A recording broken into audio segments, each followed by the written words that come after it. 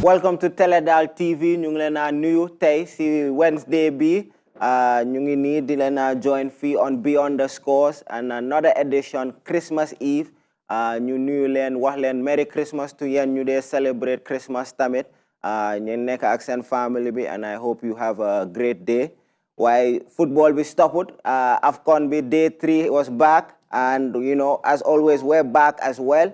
We also have a jam-packed day tamite with another 4 games of action. The Nailand Pulien preview analysis of what we saw, what we expect to see, and much more to come. Tay on Teledal here on Beyond the Scores. But first, let's take a break and then we'll come back.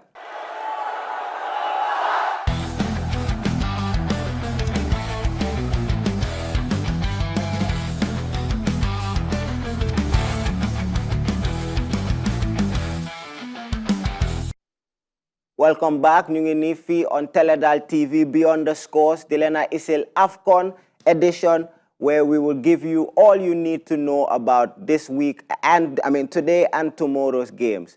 As always, I'm joined by Uncle Titi Jane fii ak Os Gay. Ñu ngi fii di leen a jox the premium and best coverage of AFCON bi. Nuyu naa leen yéen ñaar yëpp. Jërëjëf waay taf ñëwaat nañ ci beneen AFCON preview. Di sant di gërëm suñu viewers yëpp di leen wax toog leen ngeen enjoy programme bi ndax ñu ngi fi am interesting people yi nga xam ne leen jox analyse ak prediction yu correct jërëjëf taf kon nag sant ak ngërëm ñeel na leen ñu am mbégte waat delluwaat fii ci AFCON analysis on the Beyond the Sports and Teledal TV comme nu ma bëggoon a wax rek mooy dañ bëggoon tamit the whole show interactive so it will be a beautiful idea to go and follow this program on our Facebook. Comments. We will read those comments here. And not only that, but if you think you are a sport pundit, you have a very good knowledge of sports, yeah, why not? Just drop your number and surely we will call you and invite you in person to come and join us. Yesterday we saw some beautiful football. Disappointing. Actually, I think we have all our predictions correct. Exactly. Even though the goal tally but wasn't the win, the lose, those went well. They went well. Exactly. Yeah. No, kañ lu ma ko waxee man maa ngi doon seetaan maa ngi doon xalaat seen predictions si games I was like moom lii la waxoon ne te mu ngi xew. Sénégal. I enjoyed some of that. I think we all agreed on that. Exactly. Te munoon na moo nekk 5-6 balls. Yes, of course. When you start tey si DR Congo first game bi démba, it kicked off right as we were finishing off. DR Congo versus Benin in ñaari teams yoo xam ne they're very tough teams and it was one of those games yoo xam ne a lot of people picked either side to win. Congo win 1-0, but so seetaanee game bi Benin had as much opportunities to win and it was very tightly contested. Uncle Tina, start see you. What did you see from that early kickoff game? See Group D between those two sides.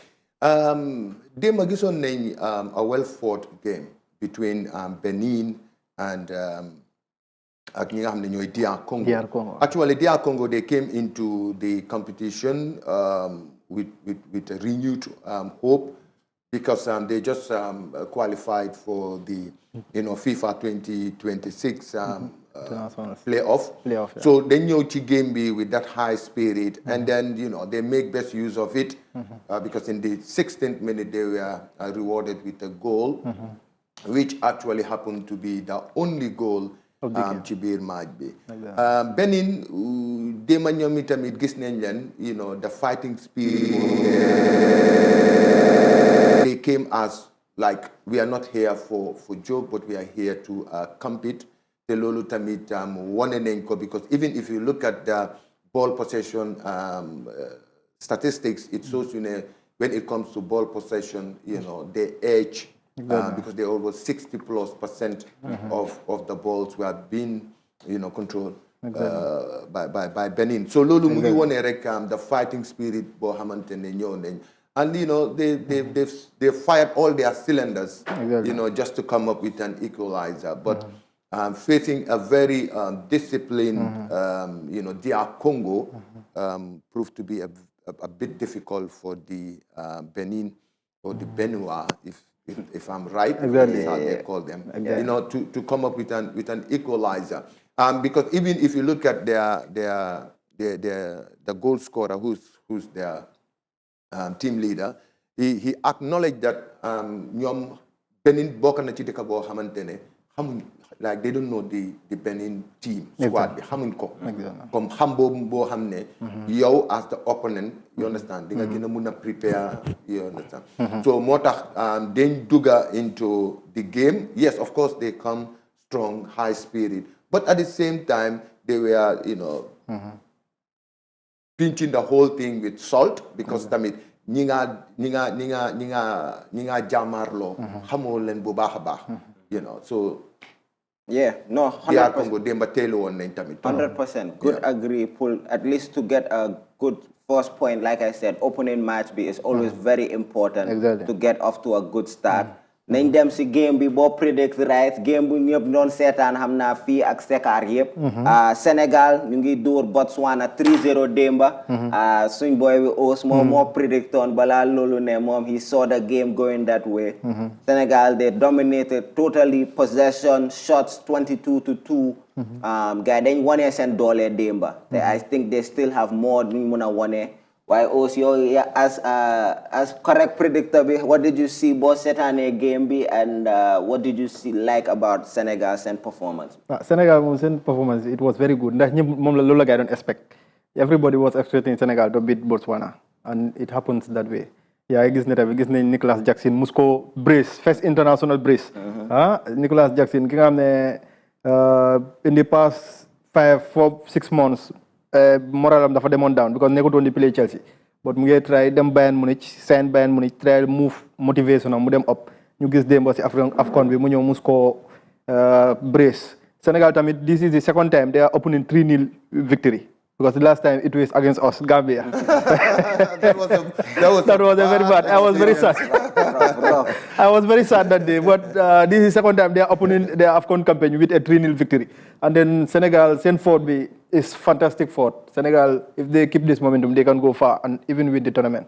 Changes is da nga gis ne gars dañoo isi ñeena ñoo xam ne ba tey dañ mën a play. Exactly. yaa ngi gis yeneen teams yi maybe seen starting line-up bi waaye Sénégal ñoom da nga génne ku mën a play keneen ku gën a mën a play yaa ngi soona yaa ngi war a deal with that. Exactly. loo gis si seen. Wow, first of all, Teranga Lions dañ leen a wax na congratulations, keep it up. Démb tamit wane ngeen ne léegi definitely it is seal and sign that Senegal, they are part of the powerhouse of African football. Te démba tamit luñ wone woon rek mooy this time they're coming back into the tournament because dafa am benn glory boo xamante ne in 2023 dañu ko ñàkkoon. So mu ngi mel ni tey ñu ngi ñëw ci tournament bi ñëwuñ foofu noonu neexaluñ kenn ñaanuñ kenn forcé wuñu kenn ñoom daal dafa am benn taxawaay boo xam ne moom la Sénégal taranga yi am moo xam ne mooy dañoo ñëw pour jël li nga xam ne moom mooy victory. Démb dama foogoon ne Botswana the biggest problem was they showed too much respect to Senegal, yes. To Senegal. And that was not really good for a start, especially in a prestigious competition like and then Botswana are the lowest ranked team in the AFCON. Yes. They are the lowest ranked team. te loolu bokk na ci loo xamante ne daf leen sonal trop.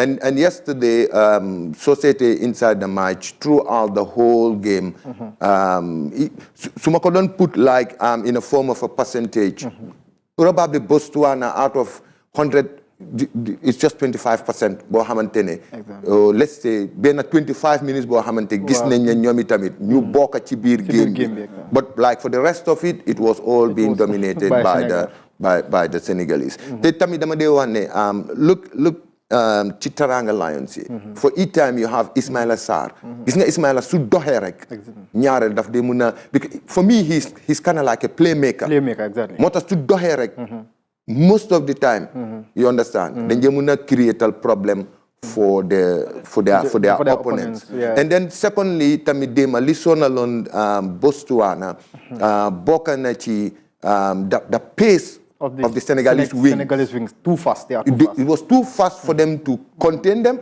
too fast for them to match them. Exactly. Te bobu bokk na ci li nga xamne it created a whole lot of problems for Botswana. Exactly. And now, moving forward, Botswana's next game, it's a matter of they have to win. They have to win. Exactly. They don't, because even a nil is not enough it's for not them. enough for them. Yeah. For them to move to the next stage Exactly.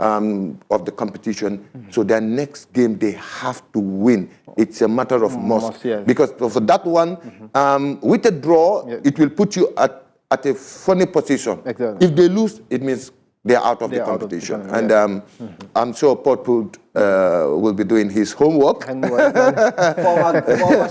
Former Scorpion. And he has actually done extremely well for the Gambia during his time here, obviously. Even Botswana, for them to make the tournament and Pulgai represents and Dekabi is a big thing. But come no Uncle T, I think a big part of it was mental. Guy they knew ragal guy from the start, and I think it put them football so ñewute gumne mun nga def dara ci lolu dafa yaxa libi. Another small country that people were expecting guy dinañ struggle why I think ne sen mindset was a little different moy Tanzania. They played ci 5:30 game against Nigeria. Okay. Match ended up 2-1, but it was a lot closer that some people had played because Tanzania they like you said, opening match. AFCON, this is a tournament. Yange represents a Deka, and I feel like they can say they tried. Nigeria, among them chances first half where I thought maybe the muna ibi game be, but Tanzania held strong, and then second half they were able to equalize only for Nigeria to counter right after. Exactly. That was a needed win for Nigeria. After St. Pass games, qualified. This is the second time they don't qualify in the World Cups. So that yesterday's game, Eric Chelle have a feel the game it should have been nothing other than the positive results. Because for them to boast the morals of the Nigerians. Understand? So Silengis Samuel Ajay of Hull City, then defender, still scored that goal. When Tanzania equalized, you get the strong man, Lukman, the one time African best player, score with that left-footed goal. But that's why you need players like that. Exactly, just like what Mohamed Salah did for Egypt in the last night. Yep. So need players like that. Exactly, you need players like always. You need when you have big players in your team, there is a possibility of you can win games so easily, and that's what Lukman did yesterday. Yep. Yeah. Because nyarel film de tange where you need the team to show up. That's where this experience and world-class players, fofu nga de mëna gëna xam li nga xamne moy seen jëriñ. I think in the first half Nigeria really dominated the entire show. Of course, yaakaaroon nañ fofu nonu rek game bi dina don mëna jeex. But liñ gisoon mooy that Tanzania bo xamantene tamit ñomi tamit they ñew and they want to prove themselves.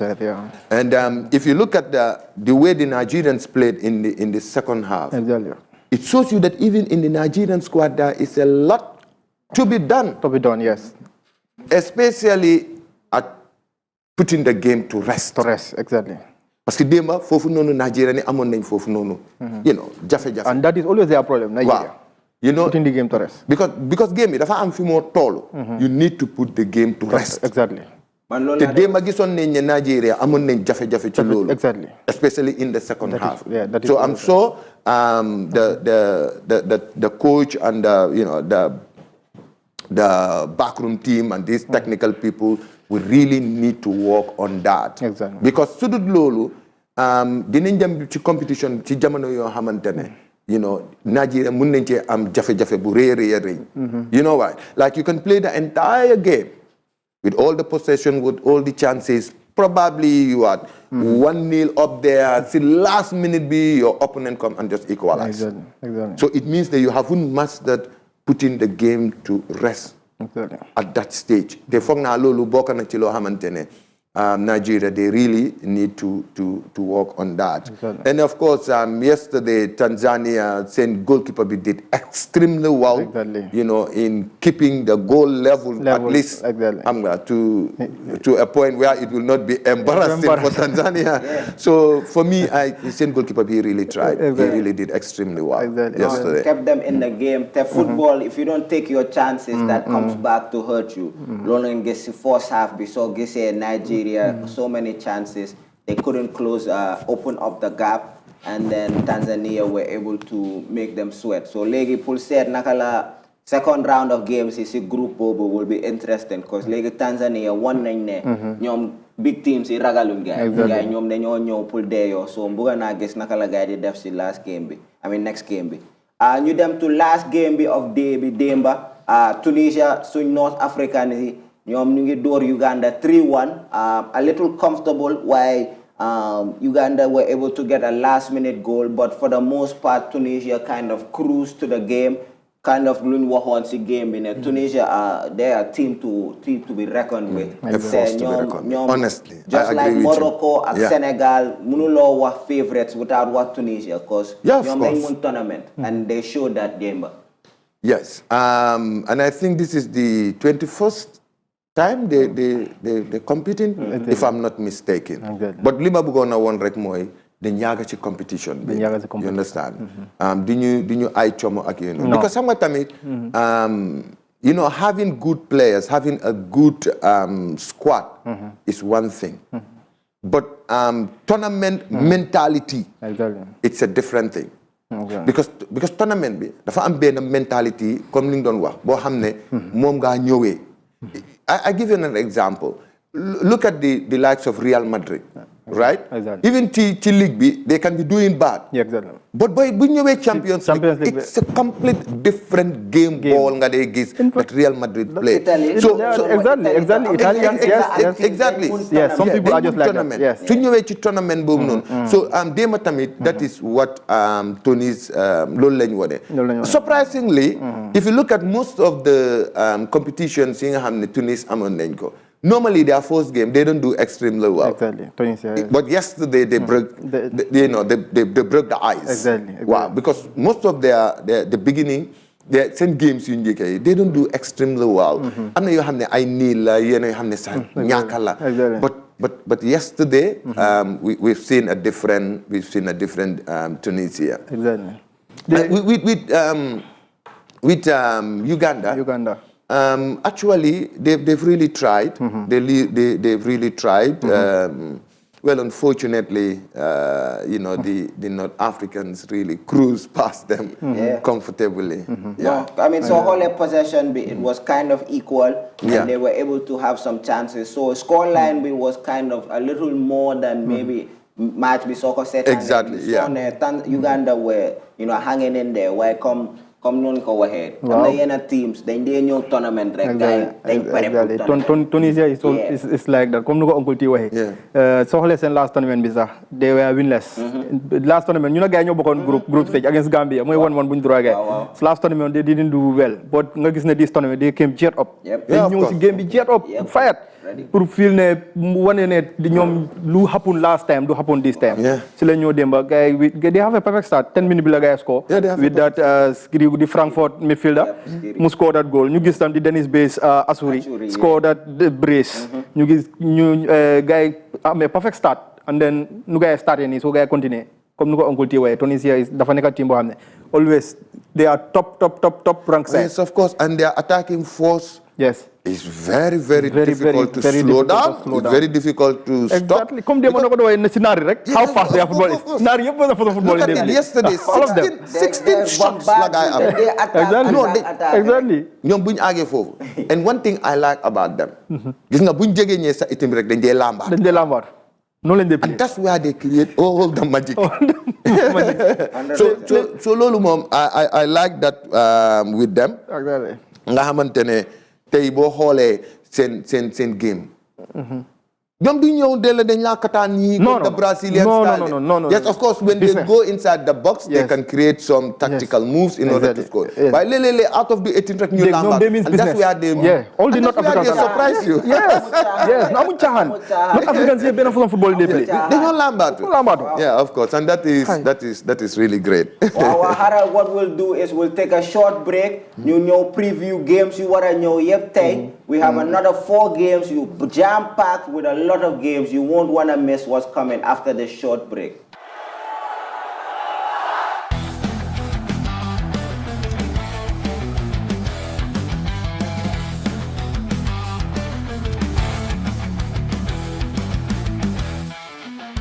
Welcome back to Tenedal TV. Ñu ngi fi di leen a isel Beyond the Scores AFCON. Ñu ngi just them through games yi démba tey we have another jam-packed game. Nañ start to 12:30 game bi to man mooy my favorite game of the day tey between Burkina Faso and Equatorial Guinea. It should be a very good game by 2 highly contested matchups. Burkina Faso ñu ngi dem 4 of their 5 last AFCONs. You get them into the next round, so they're hoping to continue their AFCON good form. Equatorial Guinea, they've won 3 in a row of their opening matches. So ñoom dañ dee xiifal first match of the tournament. No leen gisee first match bi Osna start si yow. It should be a good game between 2 equally tough sides. Exactly, they are 2 equal tough sides, and then ñoom ñoo am doole. But nga gis ne neither Burkina nor Equatorial Guinea are favorites to win this tournament. And then Burkina nekk na team boo xam ne always slow start la gars yi They won one of their last 13 openers in AFCON games. So always they have a slow start. But nga gis ne tamit 3 of their last 4 they went to the semi-finals of the AFCONs. So always the more tournament ñu ngi dem ñu ngi gën a tànga.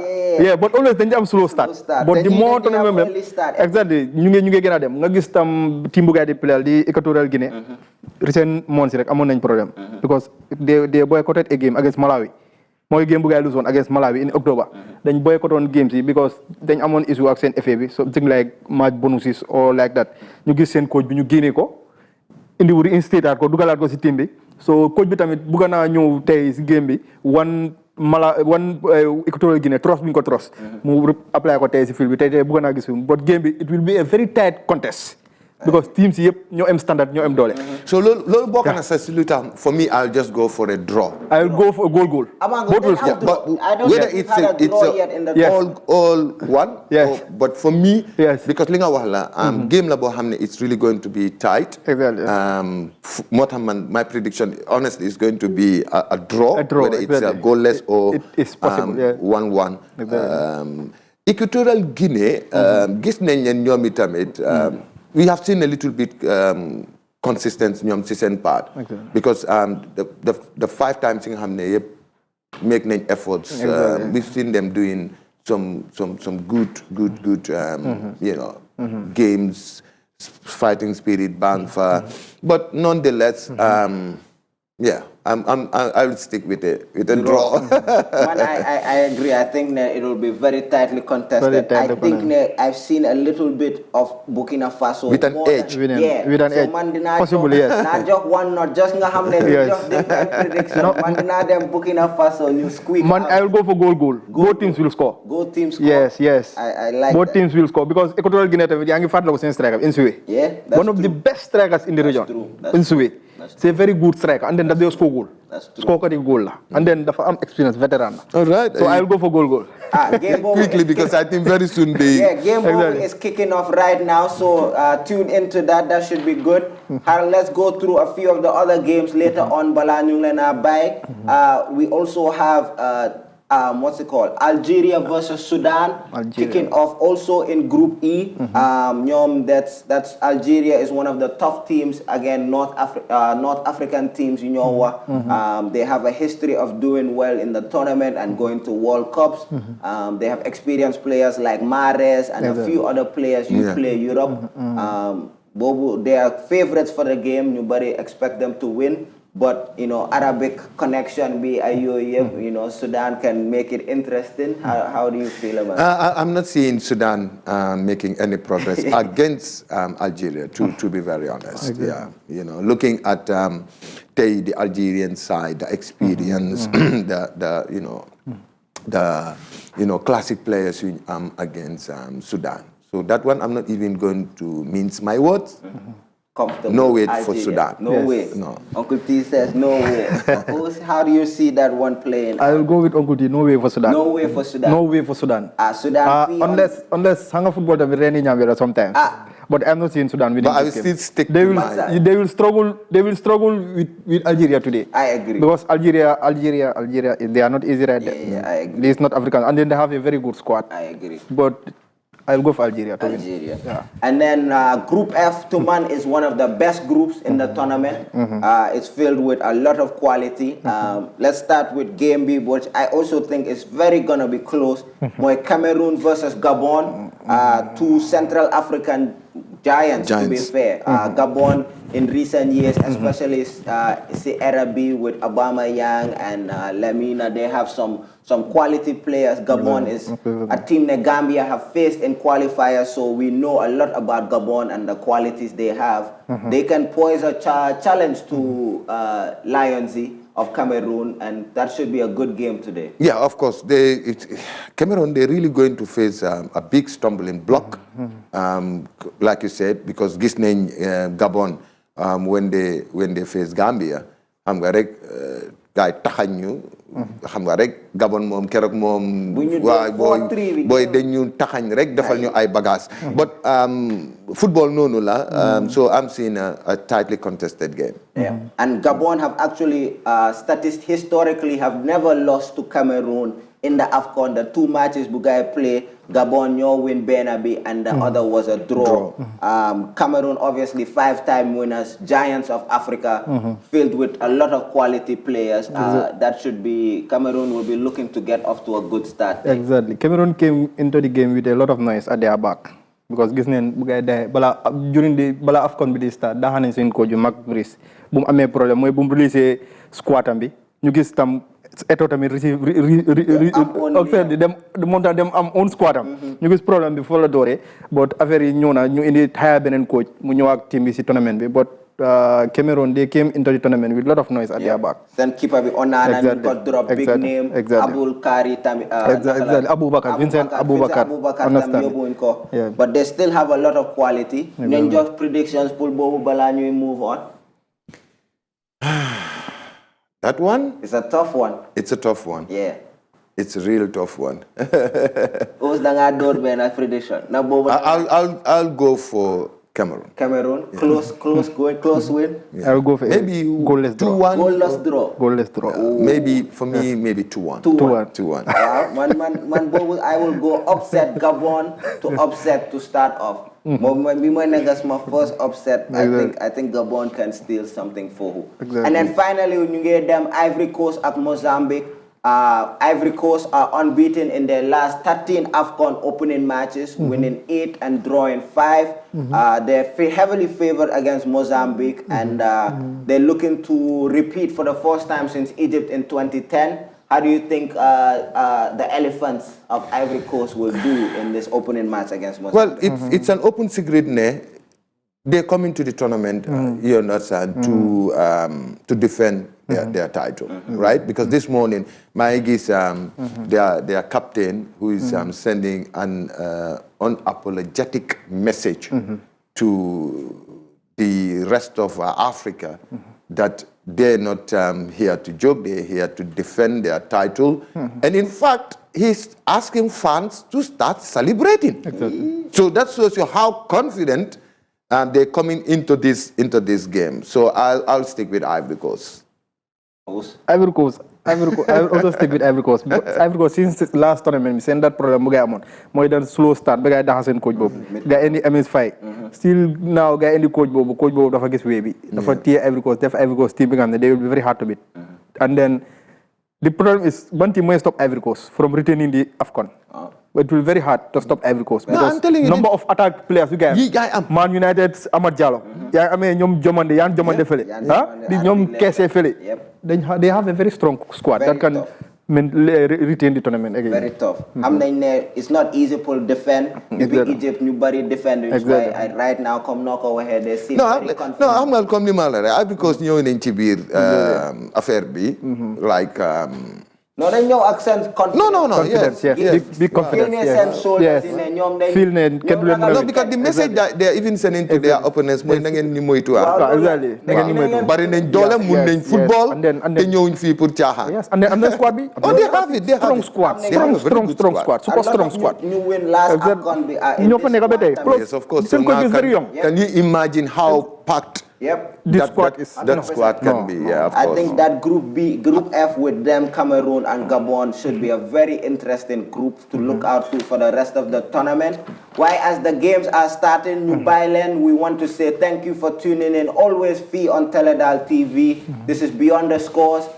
We have a national holiday, Alex, so we will not be in for you guys tomorrow, and there's no games. But ñu ngi leen a comme nu ma waxoon ñu ngi leen a wish a Merry Christmas to ñeen ñoo leen de celebrate ngeen am a great time ngeen enjoy seen boppa ak seen family with safety and health. Ma bàyyi suma co-host yi ak ñëpp ñu tàggoo yeen, but I want to wish you all a Merry Christmas for tomorrow. Well, on behalf of management and staff of Teledal TV, we want to seize this opportunity to wish our Christian brothers and sisters a happy Christmas in advance. Di ko wish tamit ñi nga xam ne ñooy suñu staff si nga xam ne ci weer yi ñu jógee nii ci liggéey yu am solo la ñu nekk di waajal tamit liggéey bu am solo. Actually here at Teledal ñun amuñ benn holiday if you looked at it, because we'll be out on Christmas Day, Boxing Day, until we enter into the new year. So it's a continuous process for us. But on that occasion, we'll equally like to thank our viewers for your patronage, and we'll still go on asking for you to subscribe on our social media platform, because that is what really empowers us. From me, Tijen Diane, thank you for being with us. Okay, man mom my one Merry Christmas. Si my Christian friends and all the Christians around the world. Merry Christmas. And then di jaajëf suñ viewers ñu bayan seen soxla yëpp toog di ñu seetaan di leen wane jërëjëf su loolu toogee, but next time si beneen sports. waaw xam nga léegi affaire bi moom nu ko waaji dee waxee la duma comme sa morom duma AFCON bi duma la rek Uncle T mu ñoo rey. Bye bye. Thank you. Have a good night.